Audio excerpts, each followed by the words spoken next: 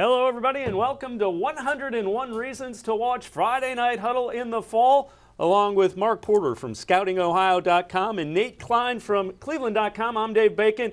Guys, 101 Reasons, it's the players. Let's take a look at some of the quarterbacks who will be dominating Ohio this year, and we'll begin with a guy that really started and filled in for St. Xavier and allowed them to win a state championship in Division I a year ago, Chase Wolf. Yeah, that program always produces quarterbacks, and you're right, he was injured for a little bit, had to take some time to get it. The guy in front of him is headed to Penn State last year, so can you believe two Big Ten quarterbacks on the same roster? But again, if you saw Chase Wolf at camps, like you watch him off the field, boy, can he spin the ball. And, a perfect spiral is an underrated thing. This kid can throw perfect spiral, high level of accuracy. Then you throw in how he grew up and got stronger, and then the power and everything else came with his balls. Probably the best quarterback in Ohio this year, but there's a couple other guys that are a close second when it comes to that talent. Nate, we talk about some Northeast Ohio guys, and Jaden Cunningham from University School, maybe a little bit under the radar, even in Northeast Ohio, threw for over 2,300 yards a season ago. I think what really helped his case was during the playoffs, as far as the Preppers went in that. But he has experience now. He's a dual threat quarterback. I even had one person tell me he's already comparing him to Troy Smith, which is very big to say that. But Jaden Cunningham brings a lot of intangibles together. He has a big arm, and he showed it off this past season.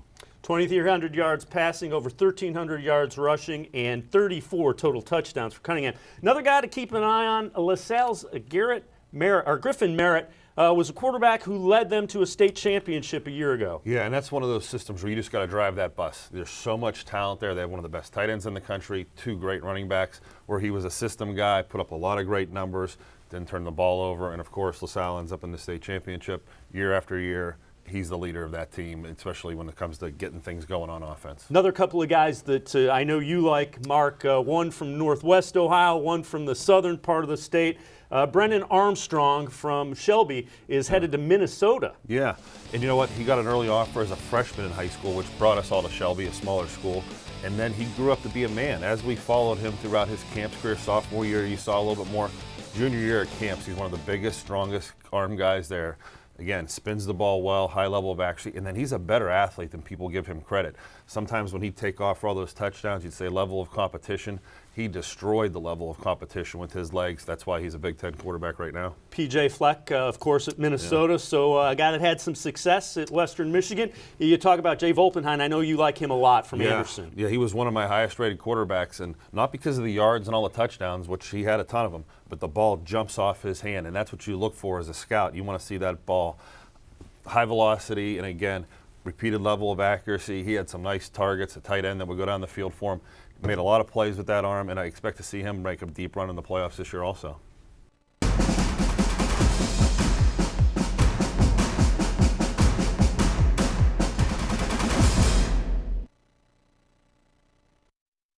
The Ohio Lottery's Partners in Education program has been recognizing students and teachers who shine both in and out of the classroom since 2007. To nominate a deserving teacher or student, go to OhioLottery.com and click on Supporting Education. Students in kindergarten through 12th grade are eligible to be academic all-stars. K through 12 teachers can be honored as the Teacher of the Month. Every school that participates is eligible to be honored as the School of the Year. The Ohio Lottery's Partners in Education, where stars shine.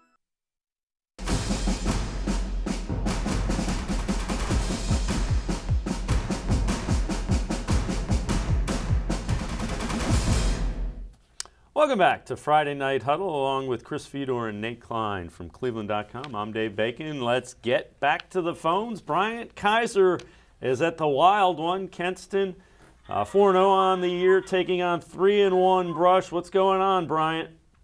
Now, Brush has scored 14 points in a row. They're taking the lead right back. It's 45-41. Markel Tony with a 6-yard touchdown reception. We got 5 minutes to go. I think the first one to 50 should win. What you think? Sounds like a guy that wants to get his story written. What is this, the Big Three basketball league? First to 50, win by 2? Yeah. All right, Bryant, we'll let you get back to that one, and we will check back. I'll call you back in 2 minutes. 45-41. Brush, a great job coming back. So, yep.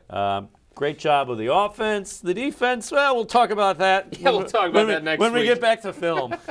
No, absolutely. I mean, yeah, the coaches are going to be talking about that defense after this game. They're going to be talking about over the weekend, like, we need to shore this up, especially in this conference where we have, teams like Chardon, Eastlake North.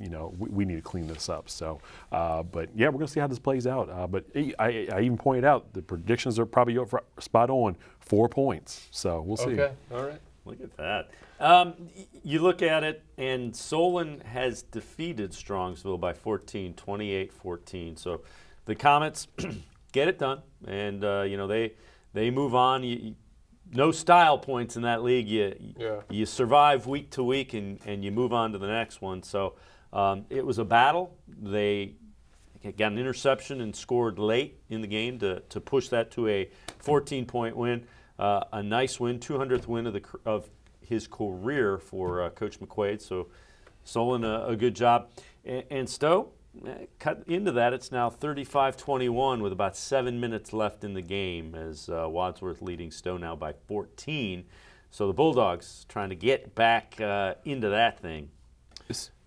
I mean, Solon's an interesting team, I think, because if you look at that schedule and what they have coming up, now Brunswick struggled big time with Menor tonight, but Brunswick is there on the schedule next week. Then you talk about Euclid, then you talk about Menor, who is clicking right now, absolutely rolling. Shaker Heights is there. The margin for error for Solon right now is very, very small. And we were talking to our correspondent, Jeff Sabo, and saying the changes that Solon has made since that loss against Stowe. And I think as they continue to go, they're going to have to find more offense here, especially to keep up with Euclid, especially to keep up with Menor. If you're going to be a playoff team in Division I, Region 1, you're going to have to find more consistent offense. And it's been an interesting season from Solon's standpoint that they haven't been able to find that yet. Well, two teams with some big play offense going at it is Massillon and Bedford down at Paul Brown Tiger Stadium. Ryan Isley joins us with an update. What's going on, Ryan? Hey, guys, can we just erase my earlier call-in where I said that the Bedford defense was playing pretty well, because that has completely changed as this game has gone on. From the minute I called that in, Bedford's defense has been giving up touchdown after touchdown. Massillon scores 4 touchdowns in the third quarter alone to take a 56-30 lead after 3 quarters. Ryan, this is Nate in the studio. Earlier you were talking about the Bedford defense just kind of being put in some awkward situations. How do you explain this second half here? A lot of it, Nate, I'm almost willing to blame it on the fact that this is the first time, guys, all season we've had really warm temperatures. I have to wonder how much being on the field, as long as they've been on the field tonight, has started to wear them down, especially in this heat. Because if you remember, the first 4 weeks of the season, we were relatively cool, almost like October weather in August. And now we hit August, September. You hit the end of September, and now we've got 85, 90-degree weather. I'm wondering how much that's playing a factor, because it just looks like they're dead tired out there. Every time Massillon gets it, they're just picking up big chunks of yards on each play. And if they get inside the 5, they're just pounding it down Bedford's throat and scoring touchdowns. It's a very impressive performance by this Massillon offense. And again, I think Bedford defense just not getting any favors from their offense, being put in bad spots and being on the field as much as they have. Yeah, I mean, we realize that the Bearcats have a big play offense, but 56 points, and they're just starting the fourth quarter. So, Sean Williams will not be pleased with his defense. No, guys, and he shouldn't be. Even if they're being put in bad positions, they're just making bad plays. They're missing tackles. They're missing assignments. I mean, there are a lot of plays. I was down on their sideline for the first half, and I've kind of moved upstairs for the second half. But during the first half, you could see him just yelling at the defense, to get their heads in the game, to make tackles, to know their assignments, know their guy. And next thing you know, the guy runs right by him again for a big touchdown. And that's what Massillon's done all night. It's been that big play offense. You remember Bedford, again, over 700 yards of total offense last week. So I'm wondering if Massillon said during the week, hey, we're going to have to match that tonight. Yeah. We have to put up yardage, and we're going to have to put up a lot of points on this team, because this Massillon offense has just come out firing. I mean, guys, I feel like this is like a Wednesday night MAC game. There's very little defense, and there's a heck of a lot of offense. Has it been Longwell that's gotten it done? What have the Tigers done offensively? It's been Longwell. It's been Thomas. It's been Zion Pfeiffer. It's been the run game and the pass game. I mean, the last drive that Massillon scored on, Pfeiffer got a big run to start it. Thomas got a couple of big runs down the middle, and then Pfeiffer scored from 1 yard out. And the drive before that, Longwell with another touchdown pass to Kutcher. So they're doing it through the air and on the ground tonight. Their defense, I think, is going to be less talked about, even though they've given up 30 points tonight.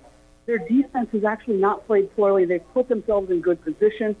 They forced a couple of turnovers on downs. That's how they got the ball back last time. They fourth down, snap over the Bedford quarterback's head, and they had no chance to make a play. Massillon gets it, goes bing, bing, boom, scores a touchdown, and all of a sudden we're sitting at 56-30, and we're all just sitting here looking at each other going, where did this come from? Ryan, I have one more question here for you, just in reference to the Bedford defense, and just from your observations, has Bedford, been trying to take some gambles against some of those receivers, maybe trying to jump routes at all? Because, obviously they have some speedy guys, they have some very athletic guys, but I'm just curious, have they been trying to test that quarterback at all? I don't think they're trying to jump the routes. I really think that they're playing back, and they're forcing Longwell to make good throws. He's just making really good throws. And again, they've missed a couple of coverages. I think that what's happened is cornerback is looking for safety help over the top. The safety had other ideas. All of a sudden, the corner plays off the receiver. Receiver's wide open for a touchdown. Unfortunately for Bedford's defense, while the passing game for Massillon is working, so is the running game. So the corners and safeties have to be careful in the run game as well. So they're just setting it up nicely. Massillon is playing this game to perfection, using the pass to set up the run and then using the run to set up the pass. And Bedford's defense just hasn't been able to pick up on what Massillon's going to do. All right, Ryan Isley, we appreciate it. Massillon, 56 points in 3 quarters with a big lead on Bedford. Well, we showed you the Hoban Knights 21-7 winners over St. Vincent St. Mary. Dave Wilson and Ryan Kavanaugh called the game on Spectrum Sports, and they have this post-game wrap-up. Take it away, guys.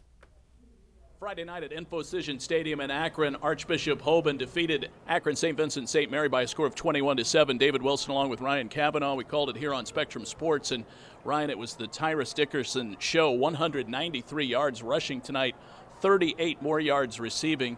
He was a force, scored 2 big touchdowns in the ball game, and Hoban goes to 4-1. It was the first touchdown, and it was the last touchdown. And in between, it was all Tyrus Dickerson. Shane Ham, freshman quarterback making his first start in this big rivalry game, really leaned on Tyrus Dickerson, and he got behind their big offensive line. Hoban, if you haven't seen Hoban's offensive line, you gotta watch this game because they're very dominant. And when they have Tyrus Dickerson running the way he is, it makes everything easier for the freshman Shane Ham, but it makes their team very difficult to stop. Well, the Hoban defense held and bottled up a very dynamic St. Vincent St. Mary offense, held them to 7 points, and now in the last 3 games, the Hoban defense has allowed just 1 touchdown, and tonight, DeMonte Trainum was all over the field making plays. The sophomore, recently offered by Alabama, University of Michigan, and basically wherever he wants to go to school, he will. He showed why. He's extremely fast. He's got a nose for the football, and he led a Hoban Knight defense that held St. Vincent St. Mary and their terrific sophomore running back Terrence Keys to 60 yards rushing in the game.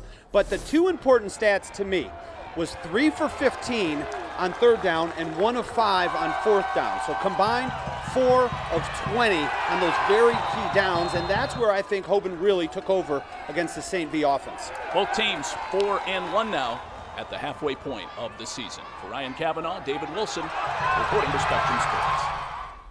You see the final, 21-7. St. Vincent St. Mary falls to Hoban. We appreciate it, Dave and Ryan. Well, we mentioned earlier, Solon, 28-14 win over Strongsville.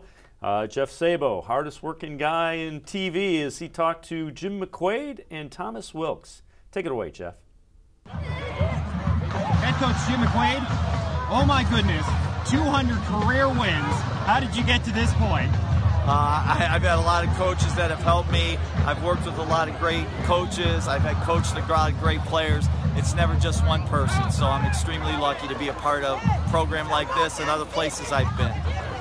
And then tonight's game, definitely a hard-fought contest. Thomas Wilkes, he really stepped up in the backfield. Well, he's done a great job all year round. He's one of our veteran guys and a guy we rely on all the time. And then also on the defensive front, just when you thought your defense was tired, they really stepped it up. No, we ride our defense, so our defense is the group that's going to take us through. And then you talked about a more balanced attack. You definitely changed it up on offense, and it really helped. Well, we made some plays, but we still got a long way to go here, Jeff. All right, and Coach, hey, first, congratulations on your 200th career victory at Solon. Thank you, thank you. Good. Thomas Wilkes, this was not an easy victory against the Strongsville Mustangs. However, very rewarding as you guys came back and won this one. Yes, very rewarding. We came out with the mindset of, we got homecoming tomorrow. We wanted to give the fans something great. And, once we win the football game, homecoming is going to be a little bit better. And then take us through those touchdowns, not only in the first half but the second half. It really seemed like you saw the field well, and you read your blockers also. Oh, yeah, the offensive line did great today. On the longer run, Trayvon Raphael, he had a great kickout block, led me up the sideline and scored. And, the offensive line played great, opened up holes, and make it easy for me just to run through them tonight. And then obviously take us through the huddle. You're tied, you have an opportunity to take the lead. What was going through the mindset in that huddle? Oh, we just, we just got to keep grinding. It'll come, might not come right now, but it'll come when we need it. And when we need it, we score it. All right, and you're going up against a Brunswick team next week on a Thursday night matchup. Are you guys worried about the short week at all? No, we're just looking at it as primetime football. Not too many schools can play on Thursday night. All right. Hey, Thomas, as always, thank you. Thank you. All right, and let's check in with Jeff Sabo. He joins us on the phone. Jeff, what was the difference in this? What turned this in the Comets' favor?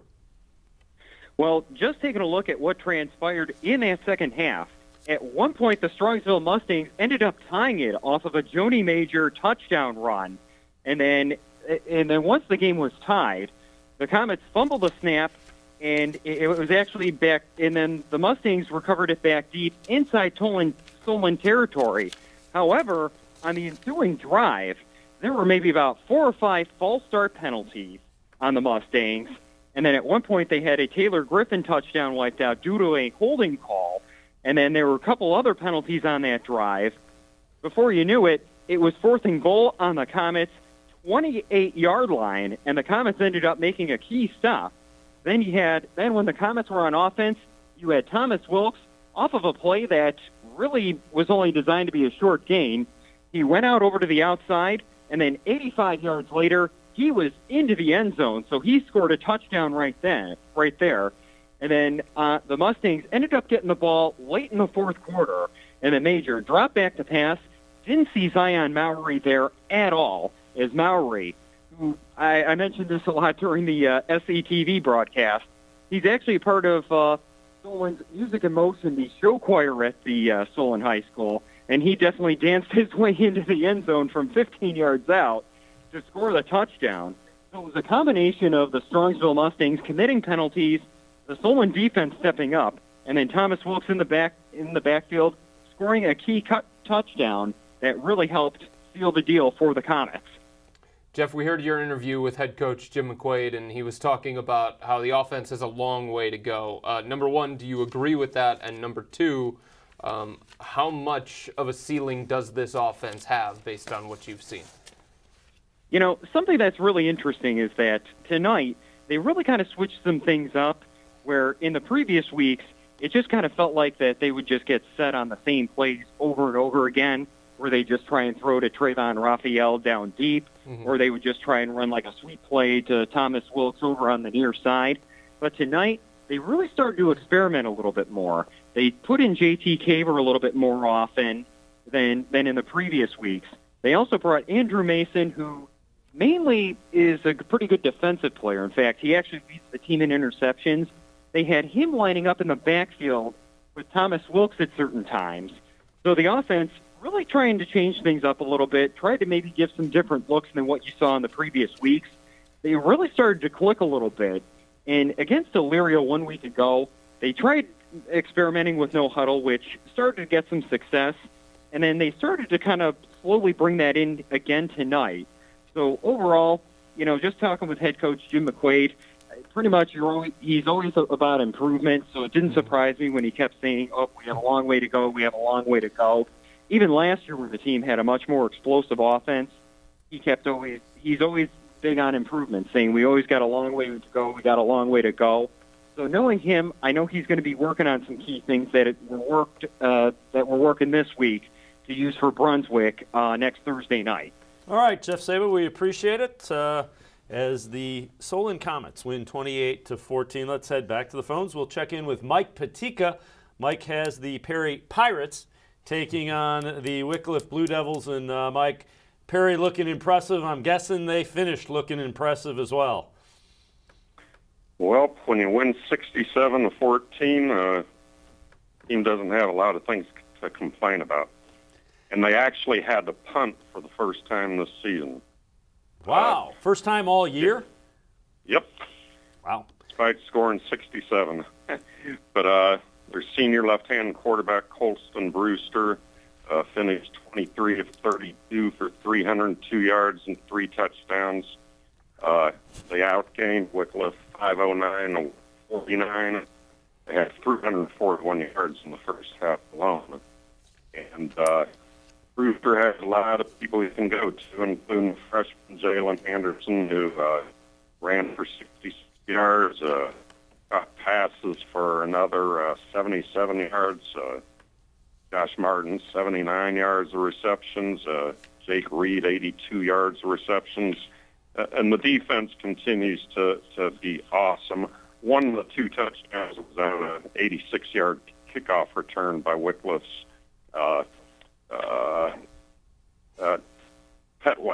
Isaac Petway. And that defense, they're especially strong up the middle. Wycliffe was basically stymied. They had a couple pass plays that added up to about 100 yards, and other than those 2 plays, they got only another 40 yards or so. A really impressive performance. Obviously, don't have to say that when the score is as it is. All right, Mike Patika, we appreciate the wrap-up as 67 points. Jeez. Yikes. And they only gave up 14. And see, I told you, one of them's on special teams. Can't say they gave up. But here's the most impressive. You can say touchdown, though. Yes. Multiple touchdowns. The most impressive thing, they had to punt. First time they punted. That's unbelievable. You're in week 5. This is the first time they've punted all year. How about coming in averaging 54 points per game and upping that? Think about that. They upped their average offensively tonight, and it started at 54 points per game. That's insane. We're going to step aside, take a quick timeout. You know what's coming up. Top plays from week 5 are ahead on Friday Night Huddle here on Spectrum Sports and cleveland.com. Stay with us.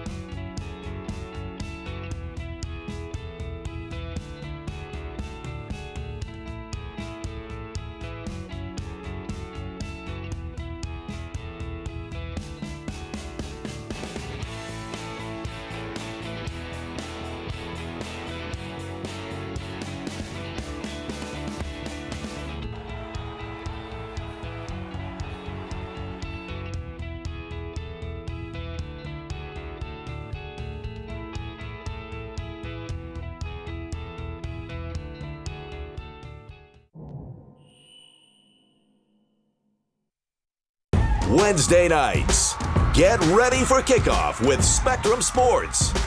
High School Blitz Preview. The can't-miss show for all things high school football. We'll break down team news, the latest standings, and what to expect on the road to Canton. High School Blitz Preview. Wednesday nights at 7 on Spectrum Sports. exclusively on Spectrum.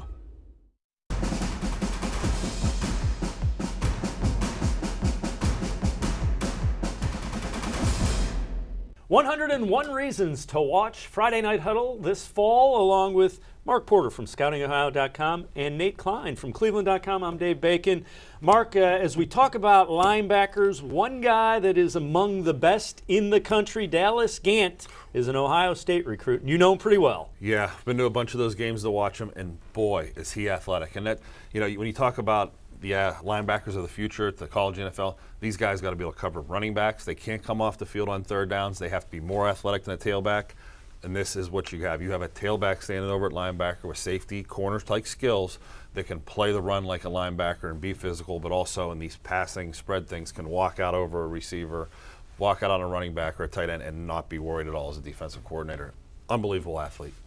Nate, a guy that seems like he's been at Massillon forever is Jameer Thomas. He's only a junior as well. Yeah, no offense to the seniors on this list, but I got to go with this junior here on the. You know, this guy plays both sides of the football. He's big, he's fast, and I believe and quite naturally he's going to be kind of a key piece to what Washington does during the regular season. You look at this list, and there are some guys that really jump out.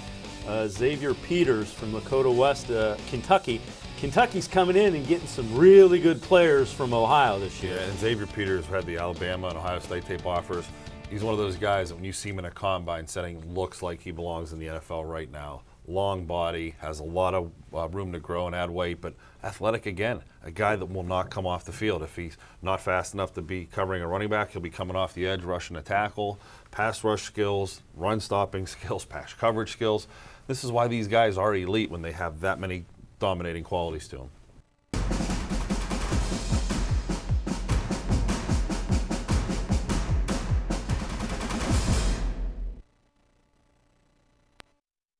The Ohio Lottery's Partners in Education program has been recognizing students and teachers who shine both in and out of the classroom since 2007. To nominate a deserving teacher or student, go to OhioLottery.com and click on Supporting Education. Students in kindergarten through 12th grade are eligible to be academic all-stars. K through 12 teachers can be honored as the Teacher of the Month. Every school that participates is eligible to be honored as the School of the Year. The Ohio Lottery's Partners in Education, where stars shine.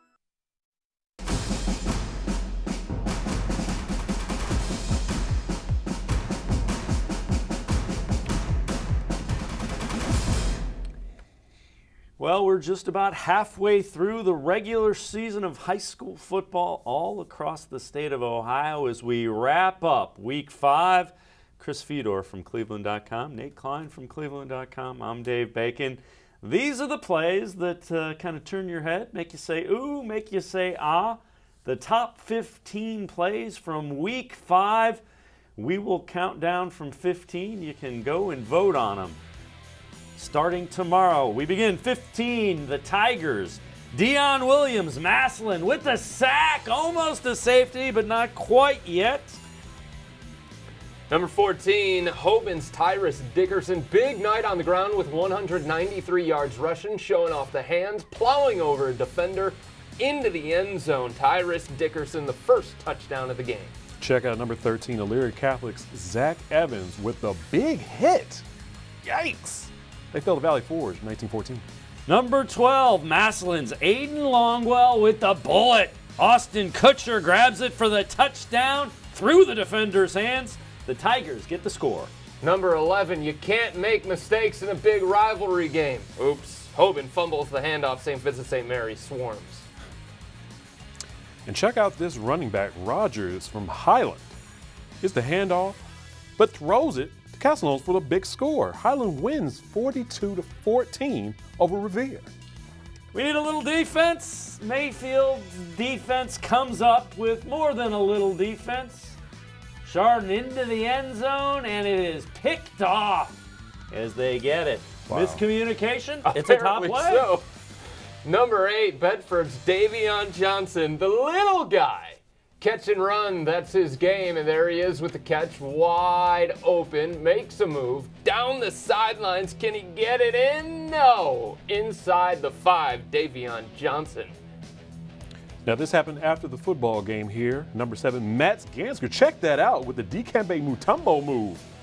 Batting the ball down during his interview against Coach Ron Rutt there. Number 6, special teams, the kickoff.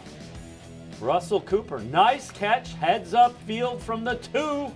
Oh, where's he going? Where's he going? Up the numbers. Cooper steps out of a tackle. Oh, look at that.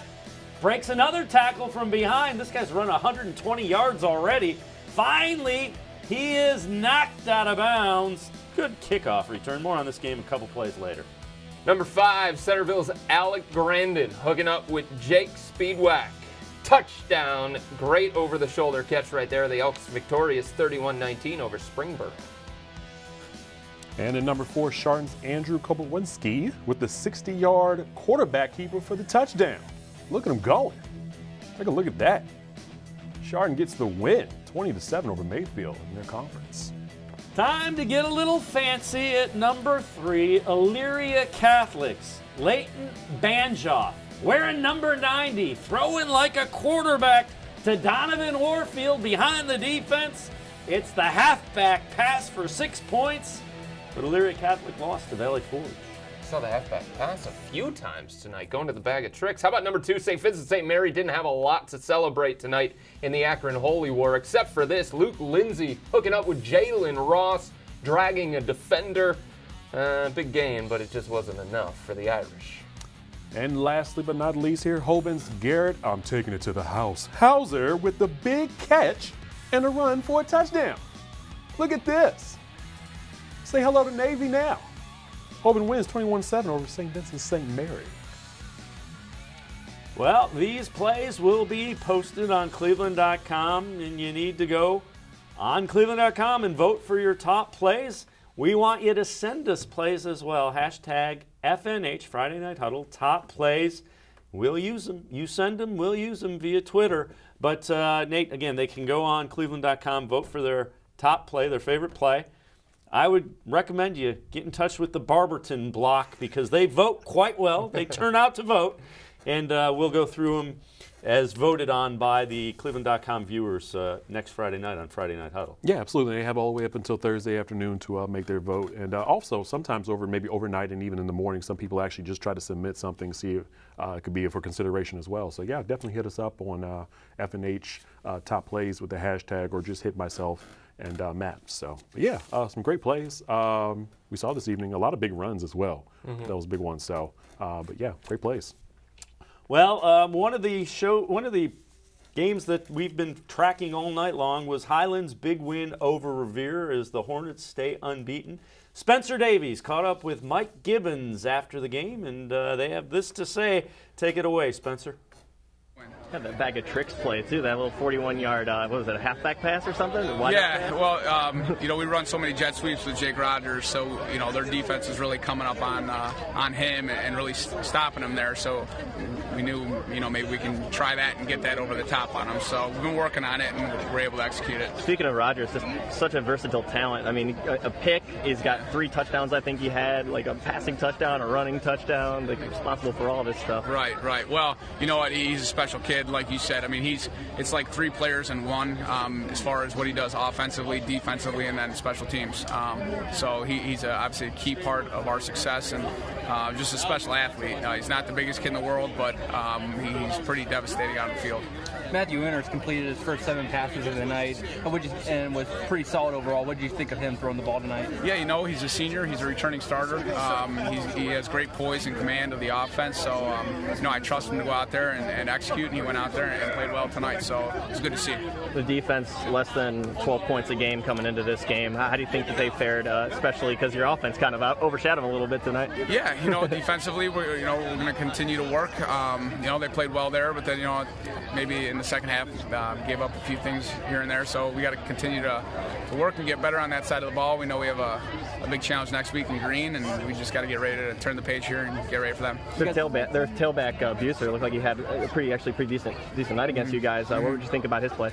Yeah, very quick back. They run a kind of a zone scheme, and he's able to kind of find the creases in the offensive line holes that they created and get through there pretty quick. So yeah, he's an explosive running back, and he was tough. And You guys are 5-0, I think, for the first time in like 4 or 5 years. How does it feel to start out the season so well? Yeah, you know, that's how we wanted to start, obviously. But, you know, our goal has always been to take it 1 week at a time. And that's really what we're emphasizing right now. It's just, you know, even though we're 5-0, we're worried about next week now and trying to turn the page and get ready for green and just keep doing that over and over again and hope that the results are good. All right, says Mike Gibbons, Highland Hornets improved to 5-0. Well, it was a wild one as Brush and Kenston. Bryant Kaiser joins us. Bryant, how did this one end? I said the first one to 50, and I was right. We had a touchdown by Johnson, 11-yard touchdown strike with about 2.5 seconds remaining in the game, and Brush wins that one 52-48. Light up that scoreboard. 52-48, so the Arcs get it done. Go ahead, Brian. I got the head coach coming on in a few seconds. Okay. Arcs. What did you think was the key here? What I know they converted on a 4th down and. Yeah, the poise of the quarterback, Goodwin. He was faced with 3rd and 5, 3rd and 8, 4th and 5, and he just calmly drove his team down the field and got that score. I mean, he puts them on the back. I mean, it was a nice drive. I mean, falling down behind 41-31, 45-41. I mean, he just calmly, you know, he said, "Hey, I got this." And 2.5 seconds left is when they scored to. They scored a touchdown. Wow. And I got the Brush Arcs coach right here. This will be Bacon from Friday Night Huddle. Hey, Coach Fink, how are you doing? How are you, Good, Coach Fink? good. Hey, congratulations. Well, I'm feeling a lot better right now. Yeah, I bet. What was the difference in that drive for you? Bryant told us you win with 2.5 left. I know you moved down the field.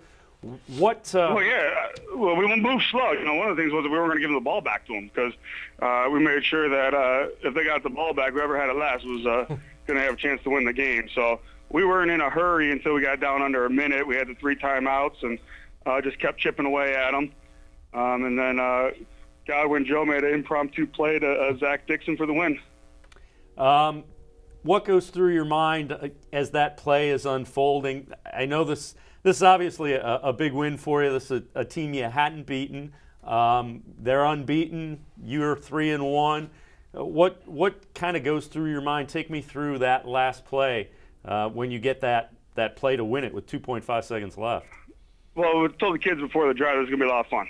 You know, and at that point, it's just leaving it out there, and I have great belief in our kids, and I trust our kids. Like I told you, it was an impromptu play. We were rolling right, and we got pressure in the face, and he rolled back to the left and got in the scramble rules, and 2 kids made a play like they were playing backyard football. Coach, do you feel like you learned anything new about your team tonight in a win like this? Well, yeah, it's our first win on the road versus a tough opponent, and one we had to gut out. We had a 13-point lead in the half that was evaporated very quickly in the 3rd quarter, and guys were going down and cramping, and we had to win it on guts. And it's something we haven't had to do yet, and just gut out a victory over a good football team. Coach Howe, I know you coached with Coach Grubich over at Mentor. You're both offensive coordinators. A lot of similarities between what you guys are doing offensively? Yeah, very, very similar. I mean, there's so much familiarity, and, you know, before I came to Brush, we would talk, you know, weekly offensively, and he's a dear friend of mine, and, you know, we know what they're doing, they know what we're doing, and, you know, he's got a great football program, he's a great football coach, so there's definitely those familiarities when, you know, you got 2 Mentor OCs going who wouldn't think it would be a 50-point game on the last second play. Can you speak to the level of confidence that you have in this offense right now, and mainly in your quarterback, Godwin Joe, after what he was able to do tonight, and especially late? Yeah, I think, you know, as a whole, it's our whole offense. Our offensive line play continues to improve each week, and, you know, it's the key that you have five receivers out there, and I haven't looked at the stat line yet, but we're pretty darn balanced between catches and who's who and of getting the football. And when you can do that, you can be balanced in that way. And obviously, it runs through Godwin, and Godwin showed some guts. He got banged up twice early, one playing defense, and we had a interception in the red zone that him and another guy collided on, and took another one in the third quarter. He had to come out for a series, took a shot on his run play there. But, just his guts and, his decision making. I mean, he threw 2 interceptions tonight, but other than that, he hasn't turned the ball over, and just the trust and level of confidence I have in him is through the roof.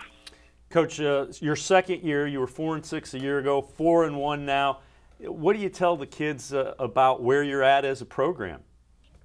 With our kids, we're going to take it 1 week at a time, and there's great parity in our conference. I mean, it's kind of coach cliche, but when you look at our conference, anybody can beat anybody on any night. And what we did right now is we just put a target on our backs a little bit, and we got to get ready on a short week and play a tough Lobby South team on a Thursday night and get our guys to understand they're a lot better than their record indicates. Coach Fink, we appreciate the time. Congratulations on a really nice win. Go enjoy it with your team. Thanks for joining us. Absolutely. Thank you. Jeff Fink, obviously, and that Thursday night game is going to be seen live on Spectrum Sports, 7 o'clock Thursday night, as the 4-1 Brush Sharks host Willoughby South. So you could tell there's, as you would expect, co-offensive coordinator with Jeff Grubich from Kenston at Mentor. He alluded to it. You'd expect 50 points, and you expect to be a lot of respect. It's a really nice win for the Brush program, a great win for the Brush program. And on the road, too. That just shows maybe some character out of your team. Sure. But no, definitely, this sound like it was a very hard-fought game this morning, especially on a homecoming night for Kinston. I know that they didn't want to go out this way, but hats off to Brush for winning the game tonight, and just showing a little bit more character out of this 5 weeks here. 2.5 seconds left, they win it. That's that gives you some confidence. That gives you some belief in yourself. A lot of good things going on. I wanted to ask him, we didn't have the time, but I wanted to ask him about the decision, because if you've got 2.5 seconds, it was a 3-point game, right? So, theoretically, you could go for the field goal, you could tie it up, you could go into overtime, but for him to have the confidence in his offense, and rightfully so, and for him to have the confidence in his quarterback, that's one play and it's over. Either you make the play or you don't make the play. And for him to turn down the field goal opportunity and put it in the hands of his quarterback, Godwin Joe, and for him to deliver and win the game and finally beat an opponent that they've never beaten before, I mean, those are building blocks, no question about it, but I think it shows the confidence that they have in this offense right now. Let's take a look at the scores as we wrap up Week 5. Hoban 21-7 over St. Vincent St. Mary. Bedford has cut it to a 12-point game, and Avon doubles up Midview. Look at Mentor, 62 on the board, and they shut out Brunswick 62-0. How about those Wadsworth Grizzlies? We'll talk in the morning. Okay. We'll talk. All right. You can join the conference call. 41-28. Congratulations to Coach Todd. Wadsworth gives Stowe their first loss. They are unbeaten. Perry puts 67 on the board. 67 it's like they play a different 14. sport than everybody else. They've only punted one time in 5 weeks. That's unreal. Highland, a 42-14 winner over Revere. Carter Wheelo and the Benedictine Bengals, a 35-16 winner. Buckeye just continues to roll. The Bucks, 49-20 winners. You see Bay, 38-15. Congratulations to Jim McQuaid, 200th win as Solon's head coach, 28-14. They beat the Strongsville Mustangs. Canton McKinley, a little bit of trouble with Hoover, 42-34. They win. Independence, no trouble at all. And here's some other scores. Look at St. Xavier beating Moeller, 30-7. Chardon wins 20-7. Talmadge improves to 4-1 as they beat Dover by a touchdown. Lincoln, 2-point winner over Kaufman. Here's what we're looking at in Week 6. Brunswick and Solon play Thursday night. Brecksville and Twinsburg play Thursday night as well. Aurora and Barberton, again, that's a playoff game for Aurora. That's one Barberton has had circled since last year when they lost twice to the Greenmen. And this one's going to be really interesting. NDCL and Benedictine. NDCL, really tough defense. That'll be a really good game. Rocky River and Bay that we have talked about a little bit as well. We've got about 30 seconds in show. Nate, what grabs your attention this week? I'm going to pick this Aurora-Barberton game. Aurora met Barberton twice last season, and both of those games went in favor of Aurora, especially that playoff game. And so I know that Barberton has to probably be saying to themselves, you know what, we won this game, we've been preparing for this game, and I think they're going to get a shot at this. So, I think before jumping ahead to Week 6, I want to hang here right now in Week 5. And for Bedford, I think this is a big moment. They lost to Massillon, but potentially just one loss, okay? And I think the thing that they have to understand is that handling adversity is just as important as handling prosperity. They got off to a great start. Those wins are already racked up. They can't allow this loss against Massillon to spiral. Last year at the end of the season, they lost in Week 9, then they lost in Week 10. They had no momentum going into the playoffs. Then they lost in the first round of the playoffs. So making sure that this is just one loss is very, very important, I think, for Bedford. Yeah, I would agree. And, you know, there is no shame in losing to the Massillon Tigers at Paul Brown Tiger Stadium. You know, the thing that really jumps out for me again, and we've touched on it a little bit, Wadsworth. That is a big time win, and I'm not trying to beat up Nate by this, but you could see the pieces kind of growing late last year. I know they didn't finish the year the way they wanted to, but this is a team that just keeps getting better. They're younger. They're buying in. They have a coach that's in his second year, and that is just trending the right way. And I'm a little surprised that, you know, they ended up, you know, putting that many points on the board against a really good Stowe team. Is this finally enough to get them in the top 25? Everyone's got to have their bulletin board material. So, no, Wadsworth has done a heck of a job in these first 5 weeks, and they've proven that. Obviously, you know, if anybody gets a chance, look at their schedule and just see who the opponents that they played and how they fared lately. That kind of brings your question in. But also at the same time, that Suburban League is kind of taking a little bit of shape now. Just we were talking about Ardonia and just the start that they've had now. But Wadsworth, I'm pretty sure we're going to have that conversation via text and email. So. Barberton's another one that you can't sleep on in the Suburban League without question. And you know, if you're Stowe, teaching moment for Mark Norrie. Obviously, you can't go into a game thinking you're going to throw your helmets on there and win it. Well, we are out of time. We are at the halfway point of the regular season. Week 5 is in the books. We will see you again next Friday night for Week 6 across Ohio in high school football. Gina DePeppo from Mayfield, our student reporter, will take us out. We'll see you again next week right here on Friday Night Huddle. So I'm here with Jamie Maiozzi and my buddy Caleb Lardner here. So at the end of the game, it ends up being Chardon 20, Mayfield 7. It was a tough loss for Mayfield, but we did really well, you know, played hard, kept going no matter what. Chardon had 2 running touchdowns by their quarterback, which was really well done on their part. But, you know, Mayfield's we're gonna get it next time, boys, right?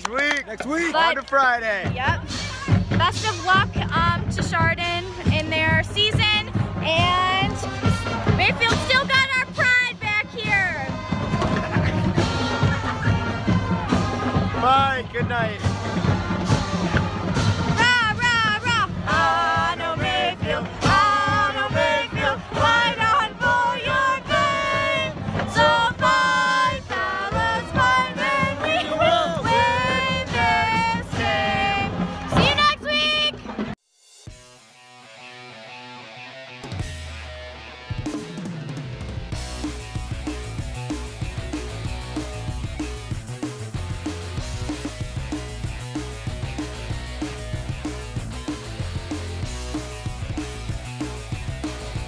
The High School Sports Insider is brought to you by Cuyahoga Community College, where futures begin. By the Ohio Lottery Partners in Education, where stars shine. By Spectrum Sports. By Dominion East Ohio. Dominion, it all starts here. And by Classic Teleproductions. September is almost gone. The football season is halfway through the regular season, and before you know it, the fall sports will be entering tournament mode. Great time to join us for some of the best high school sports stories from all across Ohio. Thanks for joining the High School Sports Insider along with Bill Castrovince. I'm Dave Bacon. Today's show is packed with stars from the gridiron, including a multi-talented football star and a magic team. Plus, we have a pair of state champions, one from the court and another who is always on the run. We take to the gridiron to begin tonight. Anthony Gatto went back to his alma mater, Barberton High School, to take over the football program a few seasons ago. Last year, the Magic went to the playoffs for the first time since the 90s, when Gatto was a player. Barberton is off to a good start again this year and expecting bigger and better things on the football field. We have an all-access look at Barberton, where the Magic has returned to the football program.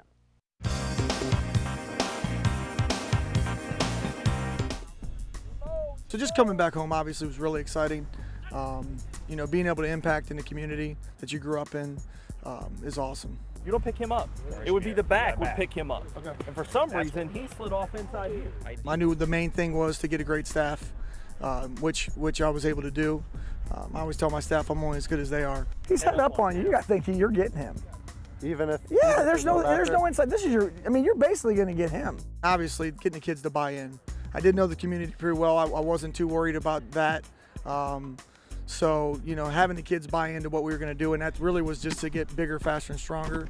Spend those off seasons, you know, pumping iron. You know, this senior class is the class that was coming in as 9th graders. They really bought in. They've always been the class that had the most kids in the weight room, and the dedication and determination they had.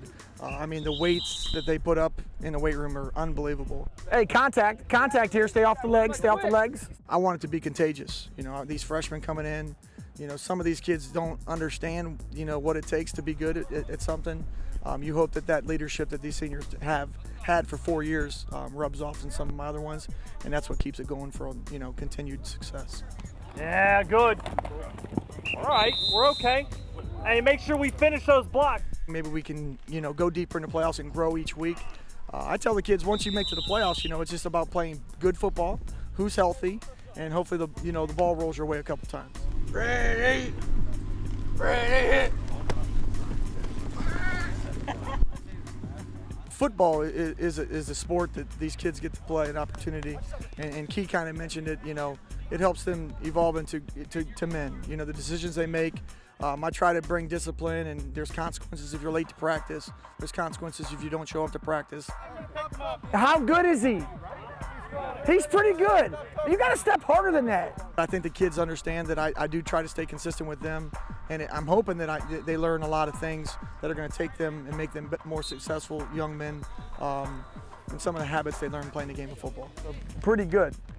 Those of you that are getting bumps and bruises, hey, know the difference between being injured and bumps and bruises. There might be a couple of you that need to toughen up. It's a physical game. The more physical, you know, team, you know, is usually going to prevail. We have great athletes out here in Barberton that can do a lot of things. But to me, mainly, you know, if we can win in the trenches, you're going to win games. Hey, fit me on me. 1, 2, 3. Coming in and then buying into what we're doing, you know, we have a trust in each other kind of relationship where, you know, we can have fun and kind of mess around with each other and have pretty solid relationships, especially in the offseason in the weight room. We stay in the Suburban League to meet a jack of all trades. Gavin Blunt is like a Swiss Army knife. Name a position, chances are he's played it. In fact, the Aurora senior has spent so much time on the football field, he might as well take over as a Greenman logo. Let's meet Gavin Blunt, this week's Spectrum Sports Game Breaker.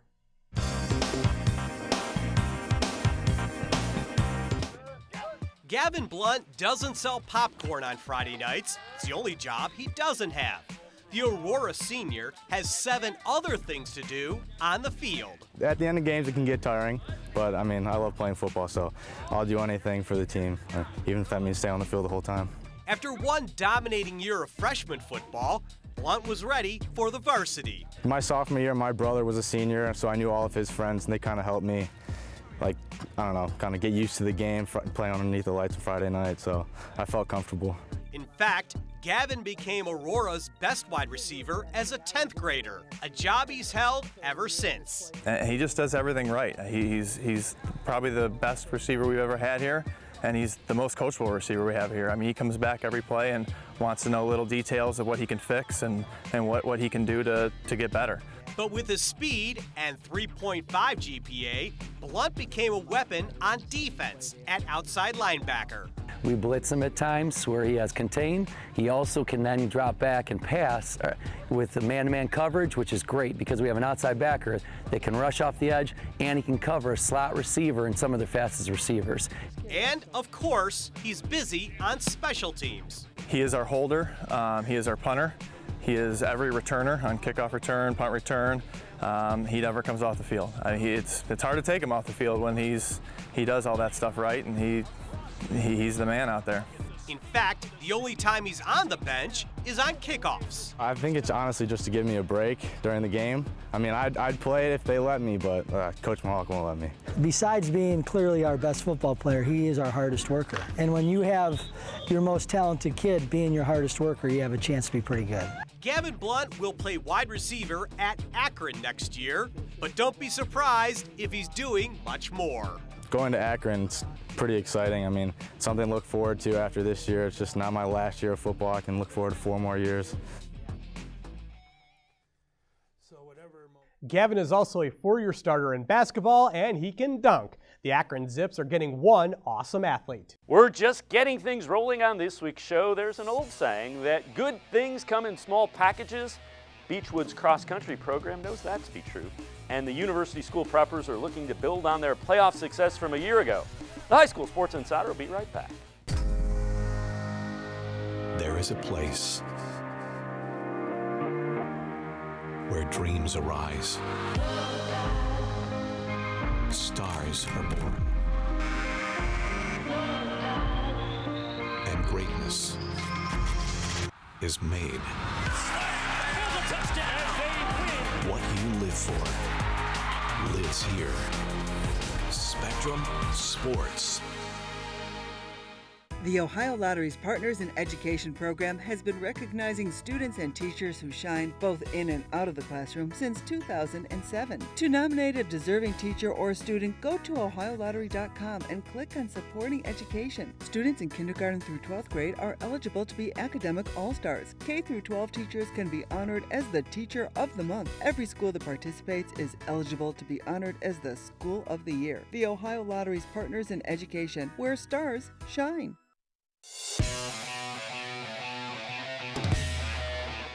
Thanks for riding shotgun with us on the High School Sports Insider.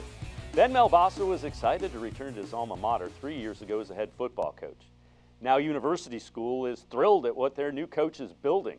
The Preppers were a Division III playoff team a season ago and look to be on track to make another playoff run in 2017. Melbasa's players have bought into the program and the numbers are up. More and more students want to be a part of the success. We salute the University School Preppers, our team of the week.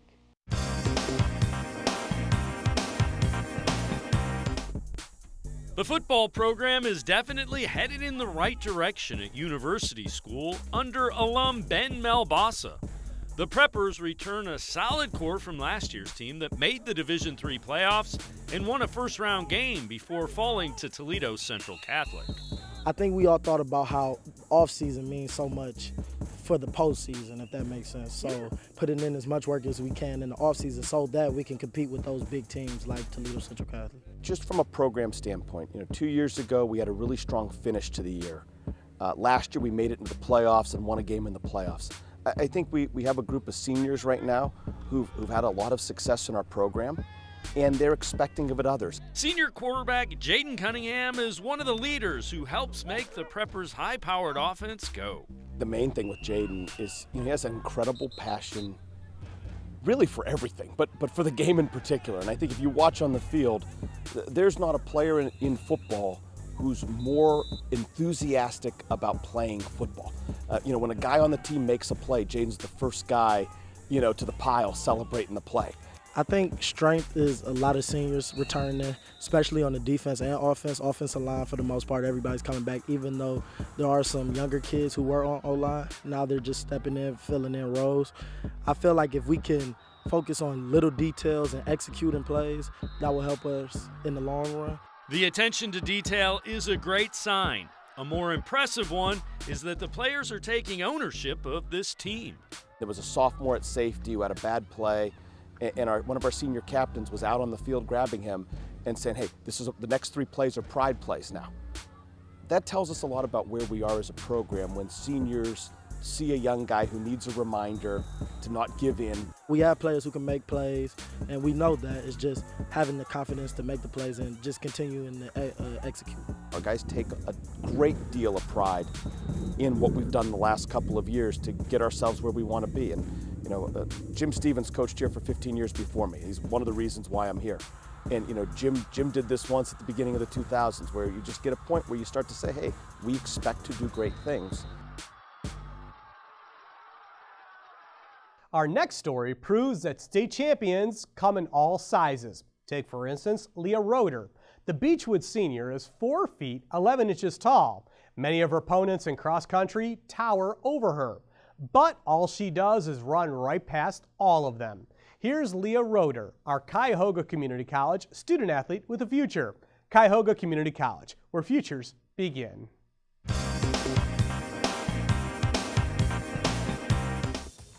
She's not even 5 feet tall, but Leah Roeder is a giant in Beechwood history as the first girl to win a state title in cross country. I'm happy that my legacy is up there, and I hope other people will take that and work hard to achieve something that they want. In fact, as a junior, she had a perfect season. I was in the lead for all my races. I won every race last year, and now I don't want that to, just because it's states, I don't want to scare myself because of that. Roeder went to the state finals with the best time in Ohio, but she didn't have the best luck with her shoes. I remember my shoelace becoming untied at the 2-mile mark, and I got really worried. It didn't matter. There was no stopping Leah. In 17 minutes and 55 seconds, Roeder won the Division II trophy. And so many of her teammates were there to watch her, which was fantastic as well. We had a few of the teammates are also in the marching bands. They brought their trumpets and all their gear, and they were pounding and going, and it was just, it takes a village. It really does. Now a senior, what will she do for an encore? The pressure is on for sure, because there are other girls that are going to be chasing me. But also that same pressure is going to help me become faster and mentally strong. She runs 45 to 55 miles a week, and Leah is a 3.9 student too. Put it all together, and she wants to be a nutritionist someday. I'm really interested in how what you eat affects your body in certain ways, and I've always been interested in it, and I think it'll also play really well into running. From running to reading and arithmetic, the best is yet to come for Leah Roeder. She looks at all kinds of facets and says, where can I improve? How can I improve? What should I do to improve? You know, we kind of structure her training as well so that she will be getting better and better and better. If you missed some of today's show or want to see past episodes, they're online and free. What a deal, I know. Head to citybeat-tv.com. That's citybeat-tv.com. We're going to take a break, but when we come back, we'll travel to the land of Blazers for our shining star. Then it's off to the NFL for this week's Insider Classic. Stay tuned. Before I decided to go back to Tri-C to become a nurse, I was a stay-at-home mom. Absolutely wanted to be a pediatric nurse. I love taking care of kids. If you're thinking about changing your career or changing your path, go to Cuyahoga Community College. I feel like I'm in a great place in my life. I have 3 great kids. I have a great job that I love. I could not have done it without Tri-C. My name's Diana Geary. I earned my nursing degree from Cuyahoga Community College. I dare you. I dare you to change the world. Yeah, you. Getting that college education. I dare you to be somebody important. Like be a teacher. Or a reality TV star. I dare you to stand up here. To call the shots. To be a role model. An inspiration. An innovator. To be a teacher. Be my teacher. Think you can change my life? Make me excited about science like you? Have a career that really means something? Then do it. I dare you. I dare you.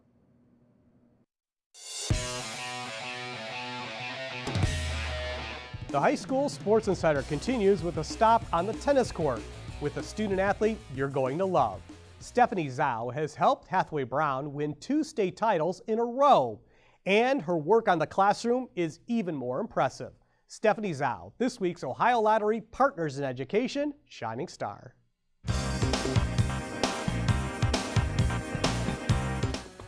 Hathaway Brown has only one senior this year.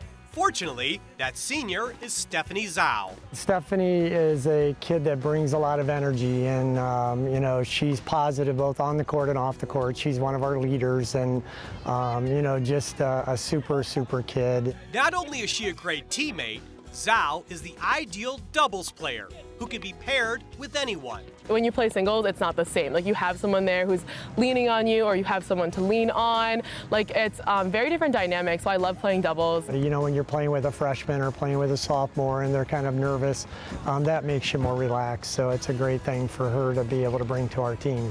She could also help any teammate with her homework, since Stephanie's grade point average is over a 4-point. This year I'm in 4 APs and an honor. Last year I was in 3 APs and 2 honors. So like, it's just been growing since freshman year, since like my 1 honor class. But if you want to challenge yourself and get into a good college, you got to take those AP classes. Zhao isn't sure where she'll go to school yet, but it's a good bet she'll be in the Ivy League next year. In the meantime, we do know Stephanie can be found at the Cleveland Clinic, where she has been interning for years. I work in a biomedical engineering lab, and we study abdominal aortic aneurysms, which is a heart disease, and I'm looking at a specific drug to cure that heart disease. So I've been doing this for 3 years, yeah. So like right after tennis practice, I'll go to lab. Her plan is to go into pre-med and become a pediatric doctor.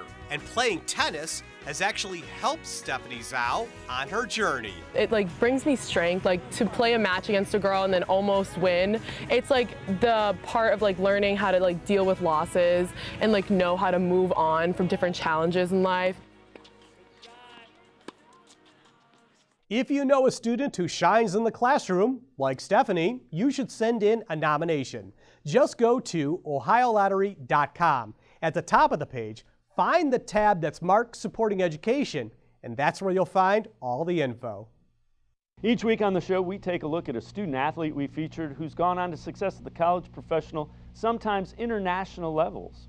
Brian Hoyer earned a starting job at Michigan State with his confidence and persistence. He backed up Tom Brady for a few years with the Patriots. Then he became a starter for the Browns, Texans, Bears, and now 49ers. Not a surprise to the folks who watched him play at St. Ignatius High School, where Brian was actually the winning pitcher in the state championship baseball game, in addition to starring as a quarterback for the Wildcats. This week, Brian Hoyer becomes a classic.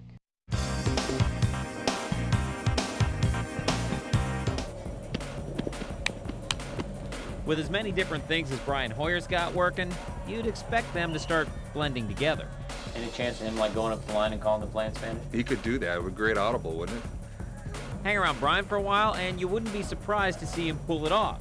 But at the beginning of his junior season, well, things appeared a bit differently. He had to play in big ball games right away. The great value of what ended up with last year was then he had the whole off season to take every game. He started every game for us and evaluate himself and see where you can improve. Not that last season was a bust. Oh no, far from it. Hoyer threw for over 2,000 yards. We call that a productive education. I made my progressions a lot easier this year, just knowing by like what kind of coverages there are, what kind of the defensive fronts there are. So I mean, I learned a great deal, and it's helped a lot this year. On the field, knowledge is power. If he doesn't like the play, doesn't like the coverage, doesn't like the alignment that the defense gives us, well, fine, then we're going to allow him to change it. I look basically at the defensive lineman and then the safeties. First of all, we always call it the defensive line front, and then we look at the coverages. So, high expectations, Hoyer's always had them covered. As a sophomore, he pitched in the state baseball championship. The kid can throw. He's got a quick release. He's got a strong arm. We're an offense that certainly does go vertical with its passing game. When it has a shot, we're going to try to hit the long one. The not-too-distant future has Brian traveling north to Michigan State, where he'll run an offense that's kind of familiar. Dave Rigone played under the same coaches at Louisville, and I mean, every time I was up there, I felt comfortable. So, this Mattress Matters game breaker's so comfortable in class, he also teaches. Well, tutors at a nearby elementary school. you can see their smile on their face because they're understanding how to do things now, and you know that you help them. So any thought of going into teaching? No. I feel bad for my teachers, so I don't think I want to be in their position. I don't have them this semester. I have them next semester in the classroom, so I'll find out about that. I can't comment other than I'll give you a call in about 6 or 7 months, and I'll give you an answer on that one. We'll be by the phone. I'll have them first period during the day, too. Yeah, Chaucer and Shakespeare, so I'll give you a call on that one.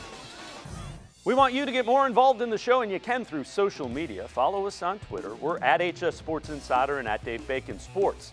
Tweet us your story ideas or your pictures showing your school spirit, and we'll use them in a future show. We're still plugging away on Facebook as well. Head to our page and like us. We're at High School Sports Insider. But stick around. The tweets of the week are next. The Ohio Lottery's Partners in Education program has been recognizing students and teachers who shine both in and out of the classroom since 2007. To nominate a deserving teacher or student, go to OhioLottery.com and click on Supporting Education. Students in kindergarten through 12th grade are eligible to be academic all-stars. K through 12 teachers can be honored as the Teacher of the Month. Every school that participates is eligible to be honored as the School of the Year. The Ohio Lottery's Partners in Education, where stars shine. There is a place where dreams arise, stars are born, and greatness is made. What you live for lives here. Spectrum Sports.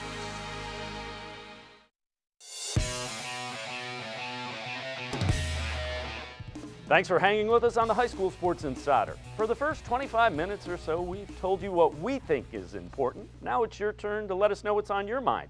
A few rules: you have to use 140 characters or less. Better yet, just send a picture. Time for the tweets of the week.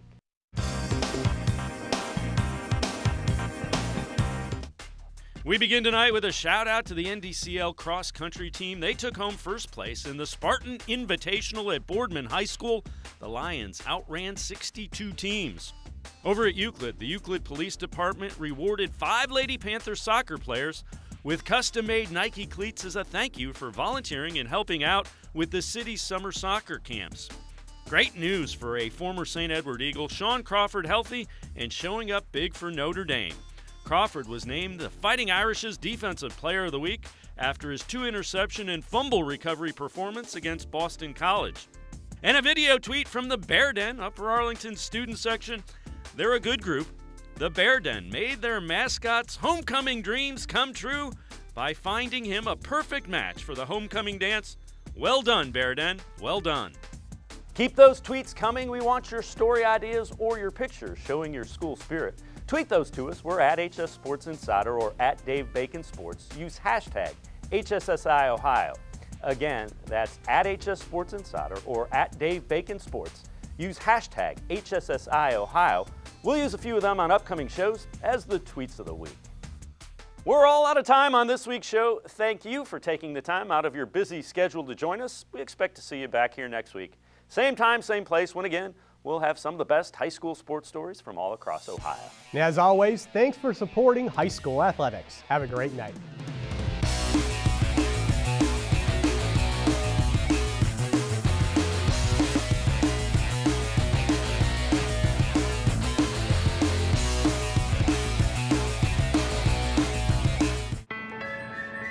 I've got a 4-year degree. I wasn't really able to find a job despite putting out over 100 applications, so I decided to go back to school. You know, Tri-C really did change my life. After getting my degree from Tri-C, I'm working in the IT field. I work at a job I love. Life is good, thanks to Tri-C. My name is Josh Gatka, and I received my IT degree from Tri-C. We cannot be bystanders. We can stop to make sure someone is okay. We can warn someone when their drink isn't safe. And disrupt the situation. We can. Get someone a cab. Or walk them home safely. We can make campuses safer for our friends.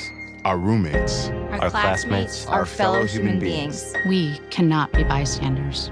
We can. Intervene. It's on us. All of us. Learn how and take the pledge at itsonus.org.